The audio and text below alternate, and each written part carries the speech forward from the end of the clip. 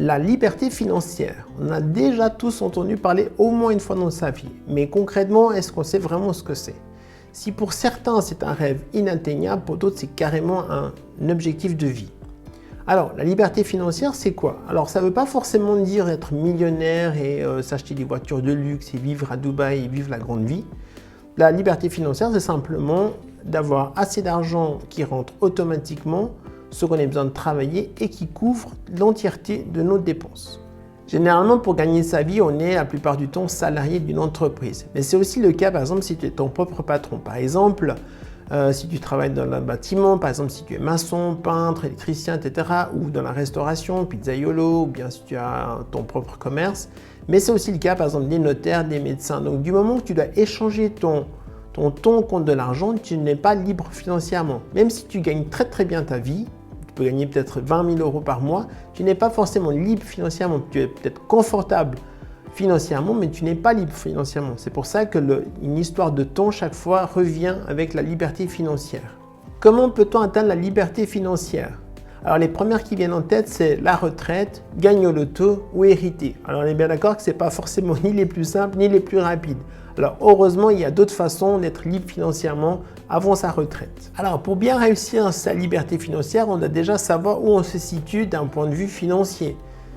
Et d'ailleurs, tous les objectifs ne sont pas pareils pour tout le monde. Par exemple, si pour certains, être libre financièrement, c'est gagner 2 000 € par mois, peut-être pour d'autres, ce serait de gagner 20 000 € par mois. Donc ça dépend de chacun.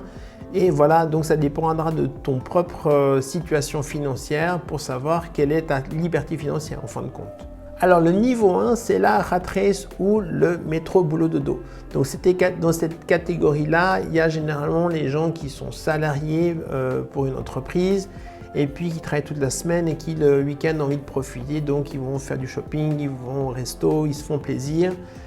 C'est des gens généralement dans cette catégorie-là qui claquent tout leur argent. En fait, ils n'ont absolument aucune économie, même plutôt que le 20 du mois, ils sont déjà dans le rouge, donc ils vont généralement pour réussir à finir le mois, soit ils vont avoir recours à des cartes de crédit, ou soit par exemple ils vont plutôt demander à des amis ou à des proches de les financer un petit peu.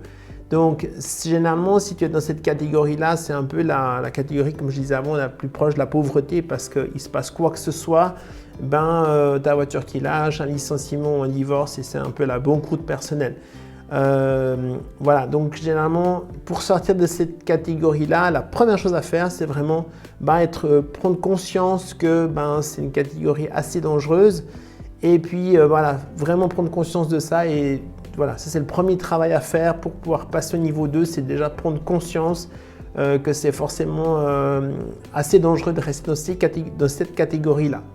Alors on arrive au niveau 2. Alors niveau 2, je l'ai appelé le ni plus ni moins. Alors on n'est pas au niveau 1, mais c'est pas loin. Alors niveau 2, c'est quoi? C'est simplement qu'on arrive à payer, donc on est aussi salarié, on arrive à payer toutes nos factures en temps en heure, donc à la fin du mois, le 30, voilà, on a réussi à tout payer, on n'a pas demandé d'argent ni aux copains ni à la famille, on n'a pas utilisé notre carte de crédit, mais pour autant, on n'a pas mis d'argent de côté. Donc on a juste payé nos factures, on s'est fait un peu plaisir, mais voilà, à la fin du mois, on a 0 qui nous reste.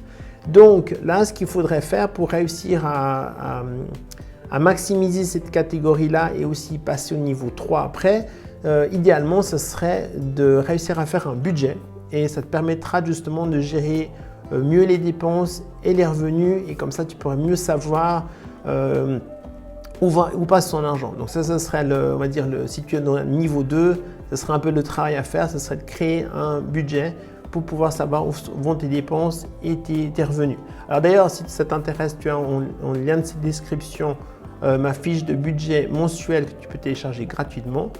Et puis ça te permettra de passer plus facilement au niveau 3. Alors le niveau 3, j'appelle ça la stabilité économique.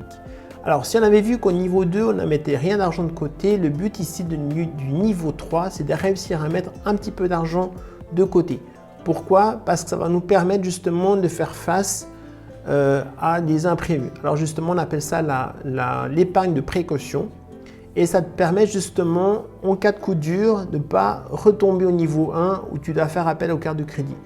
Du fait de mettre un peu d'argent de côté chaque mois, donc ça veut dire que tu vas dépenser moins que ce que tu gagnes. La différence va te permettre de constituer une épargne de sécurité et idéalement, ce qu'il faudrait avoir, ce serait entre 3 et 6 mois d'épargne de côté. Ça veut dire que pendant 3 et 6 mois, par exemple, si t'arrive quelque chose, tu pourrais faire face pendant 3 ou 6 mois sans que tu aies besoin de toucher à ton argent. Voilà, ça serait l'idéal. Alors, comment on va faire ça?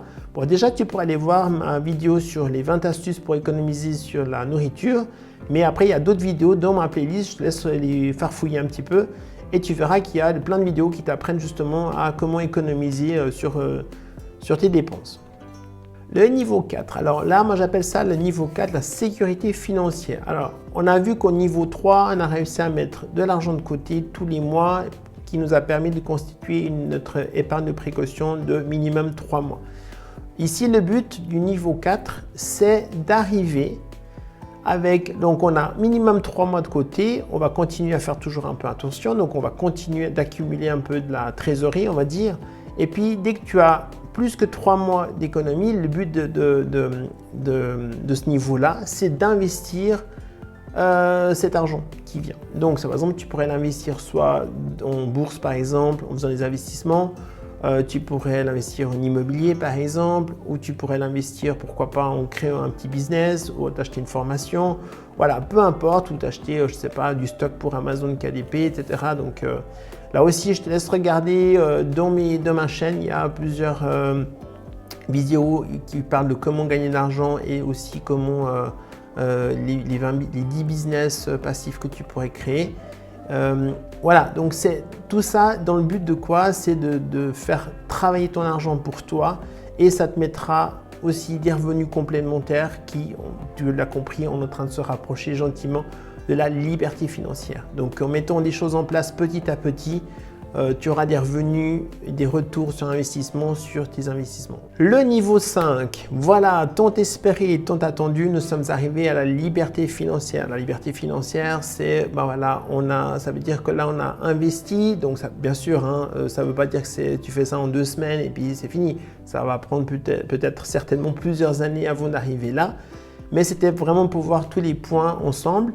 Et là, voilà, donc là, on est au niveau 5. Si tu arrives là, félicitations, ça veut dire que concrètement, tu n'as plus besoin d'aller travailler. En tout cas, tu n'as plus besoin d'aller changer ton compte de l'argent parce que voilà, tes investissements ou tes business te rapportent suffisamment pour couvrir tes besoins mensuels.